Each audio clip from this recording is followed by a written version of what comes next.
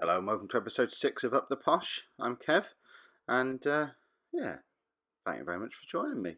Also, thank you very much for everybody who's been liking, commenting, subscribing on the previous videos, getting involved in the channel. We're nearly a week into this now, and it is good to see the likes coming in, the comments coming in, the subscribes coming in. It all makes a massive difference to what I'm trying to do with the channel.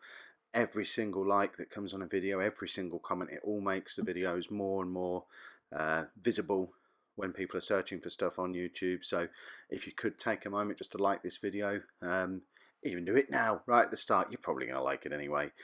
It would make a massive difference, and I'd really appreciate it. But anyway, into today's video, we are going to be doing a live com on the home match against Coventry, who were one of the pre-season promotion favourites, although they have been struggling a little bit for form so far this season. But before we get into that, if we just have a little look back over the games since you were last with me, and the last game I did a live come on was this one at home to Millwall, nearly a month ago, in fact over a month of game time now.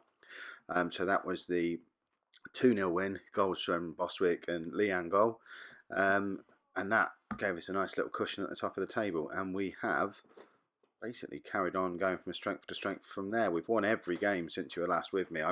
I am flabbergasted by this save. I've never ever had a save that started as well as this one. I think I might just have to start recording every Football Manager game I play for the rest of my life. So we went away to Barnsley, picked up a 3-2 win there. We were cutting it a little bit fine towards the end of that one. I was a little bit unhappy with some of our defending at the end, and this was the start of a run of a couple of games where we were sort of making hard work of things. We were still winning the matches, but we were struggling a little bit to assert any kind of authority over the game. There was a bit of a howler from Ben Anik in goal in that game as well, which was the second time in 3 matches I think that we'd had a bit of an issue. So I actually brought Paolo Gazzaniga in goal for the next game, which was away to Bury, which is this one. And he's pretty much kept that position ever since. Anik did come back for a Johnson's Paint Trophy game that I've just played, but I'll be bringing Gazzaniga back in for the Coventry game that we're going to do later on.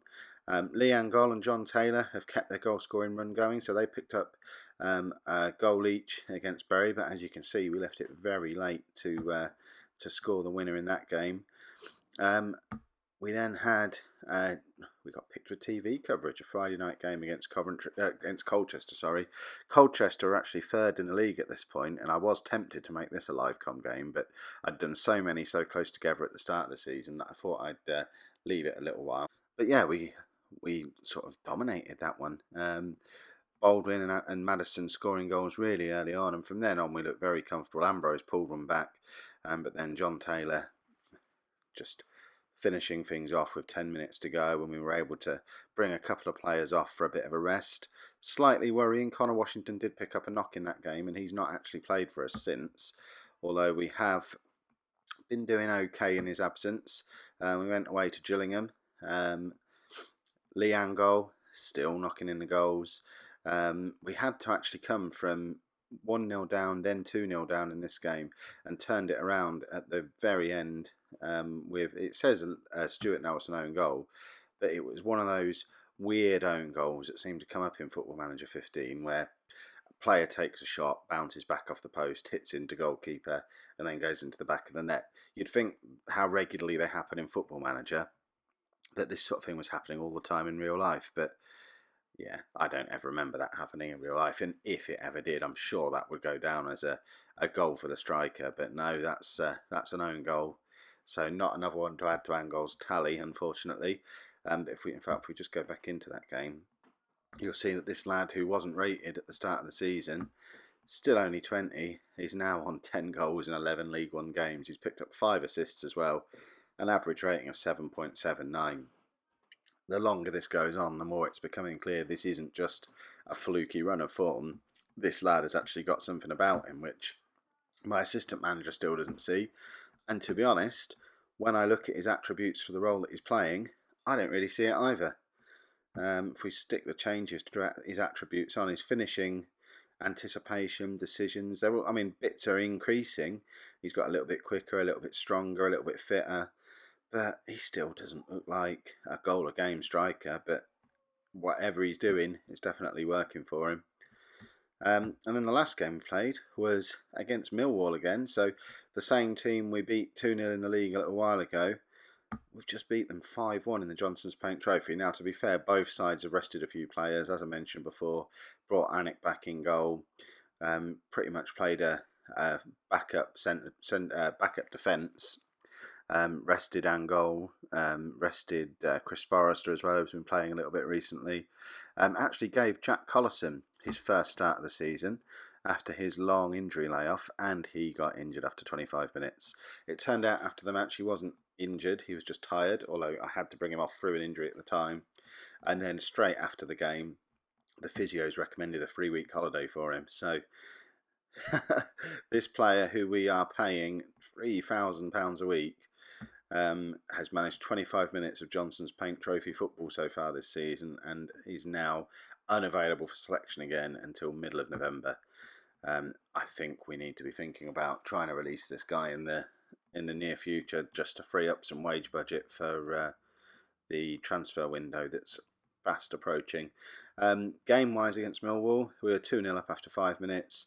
John Taylor then carrying on his great run of form. If you look at his stats, he, from the inside forward position, now has 9 goals in 12 games in all competitions, which for a winger, that's fantastic. And Joe Gormley's picked up another goal as well. I've kind of loaned out most of our backup strikers, aside from Angol and Washington. Gormley's now the only other striker currently at the club. Kyle Vassell's gone out on loan. Kieran Sadley has gone out on loan. But he's now picked up 2 goals in cup competitions. He's only made a couple of substitute appearances in the league, but in 2 cup appearances he's got 2 goals. So I'm fairly comfortable having him around as a backup striker, but I really am trying to clear players out, even on loan, just to free up any kind of space in the wage budget to bring in a striker in that transfer window. I know Angol's doing well, but he really is our only option at the moment, and things would be a little worrying if he picked up a knock or stopped scoring the goals that he's scoring and went back to the kind of player we would expect him to be. But anyway, on to today's game against Coventry. So what I'm going to need to do is just sort my team back out, because it's still got the Johnson's Paint Trophy team selected. So we need to bring... Zaquani's away on international duty. Hold on, this isn't going to be ideal. So we'll have Baldwin, and we'll pair him with Alex Davey, I guess. Bostwick's suspended. So Loney, Alex Davey comes back in. Does that mean Cozzy and Clay's away on international duty as well? Yeah, it does. So Chickson's going to have to stay in the side. Collison obviously can't select him. We just talked about that. So let's bring Jermaine Anderson back into the team. Doyle is pretty much ever present now. I said at the start of the season when I picked him up for £500,000 that I thought I might have overspent the money on him, but he is proving to be a very effective player in that holding midfield role. He's also picked up 4 goals, a man of the match. He's doing very well, so I'm pretty happy with that investment in that player now. We need to drop Oztimer because he's exhausted after midweek. Is Washington ready to come back in? Kind of needs to be.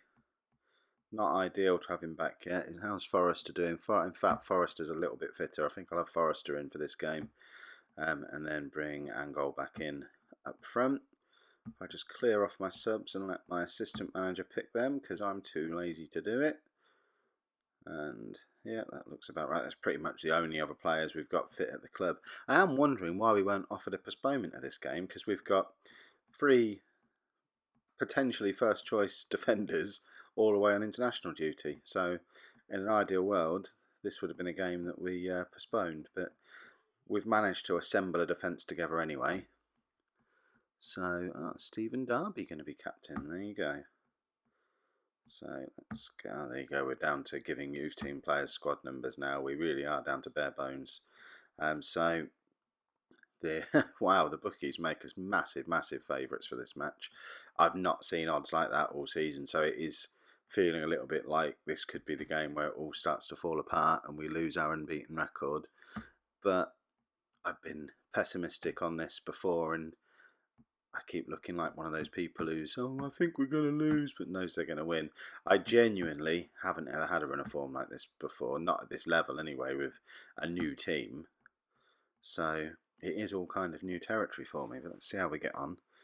So I was looking at the white players for some reason. Now I thought we were away, but obviously we're at home, so we are in the blue.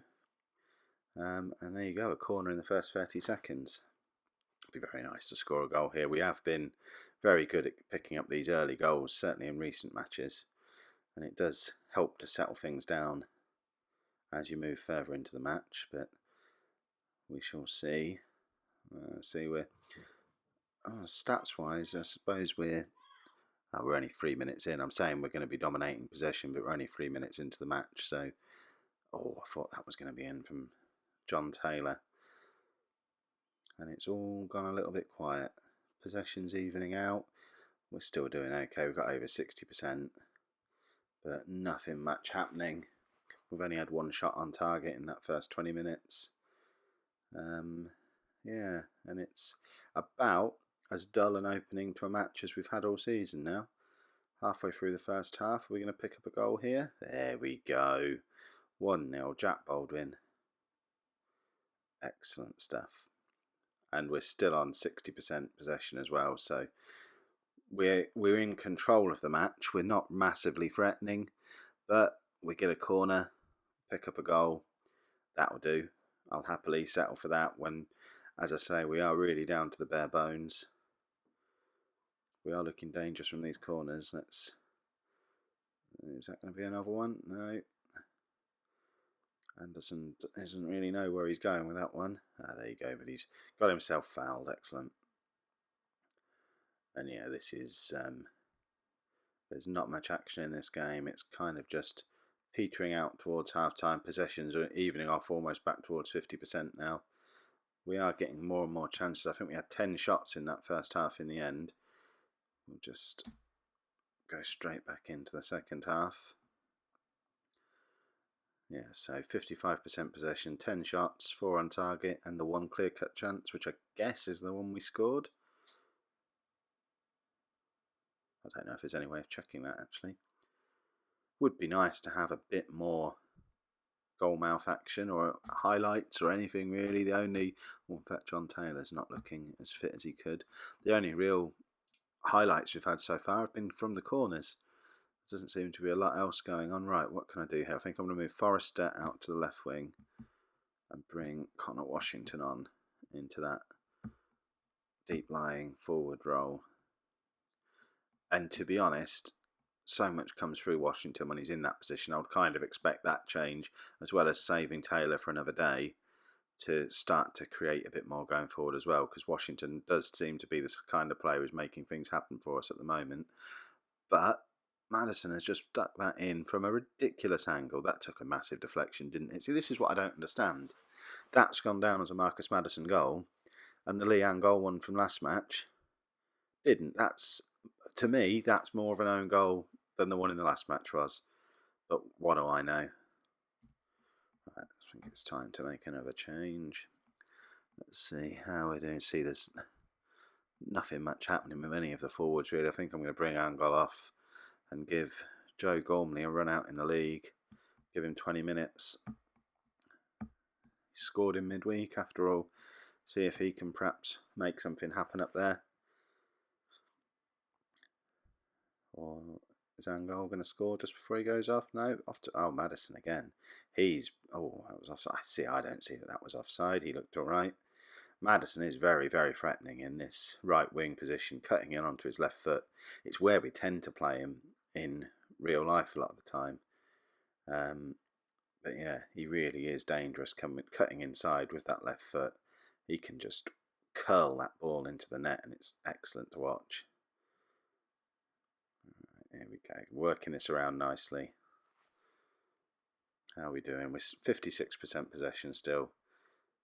I mean, stats-wise, we have absolutely dominated them. Coventry have only had 2 shots. Neither of them are on target. They can't get the ball. They can't get any shots away. If we don't close this match out and pick up the win from here, we'll have been robbed. We'll bring Gardner on, just switch Anderson and Gardner over to have Anderson playing in the slightly deeper role, which is slightly stronger than Gardner at. And hopefully we'll just see things out from here. 2-0 seems fairly boring the way things have been going lately, but win's a win, keeps the unbeaten run going. It'll keep that nice little gap that we're growing at the top of the league in place. And there we go. An efficient 2-0 win, I think we'll call that. We looked like a promotion team there because we didn't play fantastically, but we never ever looked in danger of losing or even drawing that game.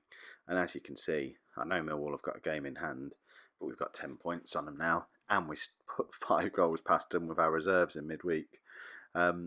It's all insane, but I'm loving it and kind of want to just keep playing and see where this goes now. But I will leave this video there. As I said at the start of the show, really appreciate all the likes and comments that we're getting. So if you could spare a moment just to click the like or pop a little comment in the box below, that would help out massively. And obviously, if you are enjoying the series, a subscribe would be the way to make sure that you don't miss out on tomorrow's video. So thanks very much for watching.